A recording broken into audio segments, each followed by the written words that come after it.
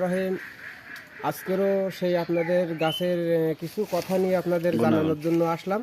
এই দেখেন, এই যে গাছটা আপনারা চেনেন কি সবাই দর্শকরা আপনারা দেখেন দিন যে এই গাছটা কি তেঁতুলির মতন পাতা হবে। আর এই পাতা গালে দিলে দেখেন, আমিও একটা গালে দিচ্ছি, এই পাতা অতিরিক্ত মিষ্টি। তাহলে সবাই বুঝতে পেরেছেন কিসের পাতা এটা? লতার মতন গাছ আর পাতা। এ দেখেন, আমি একটা ফল পাইছি, ফলটা আপনাদের দেখাচ্ছি। এই তাহলে সবাই আপনারা কিনতে যাবেন। অনেকেই ছোটোবেলায় দেখেছেন এই ফল। এই দেখেন আমার হাতের পর রাখেছে,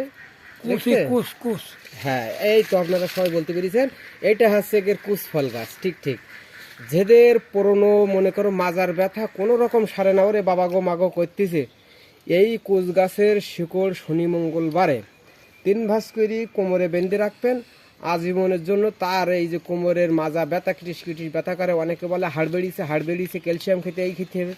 আসলে গাছের মার দুনিয়ার বাইরে, গাছ শুধু জানা লাগবে। কারণ এই গাছের পাতা অতিরিক্ত মিষ্টি। আর এই গাছ শনি মঙ্গলবারে বানবেন, অবশ্যই অবশ্যই আপনাদের পুরনো ব্যথা দূর হবে। যদি শ্বেত মাকালটা পান, শ্বেত মানে শ্বেত কুশ বলে সেটা, যদি শ্বেত কুশ পান তাহলে আরও ভালো হবে। আর যদি এমনি কুশ দেখবেন, এখন তো পাওয়া যায় না, সব বিলুপ্ত হয়ে গেছে গাছ। তো এটা আমার এখানে পুরনো গাছ বহুত আছে, কোনো সমস্যা নেই। আপনাদের লাগলে আসবেন। আপনারা আমার এই চ্যানেল পরে আপনি দেখবেন, একের পরে এক আপনাদের জানার জন্য আমি ভিডিও দিতেই থাকবো। আমার ফেসটা আপনারা ফলো করবেন এবং সাবস্ক্রাইব করবেন, তাহলে আপনারা নতুন নতুন জিনিস পাবেন। সবাইকে ভালো থাকেন, সুস্থ থাকেন। আসসালামু আলাইকুম।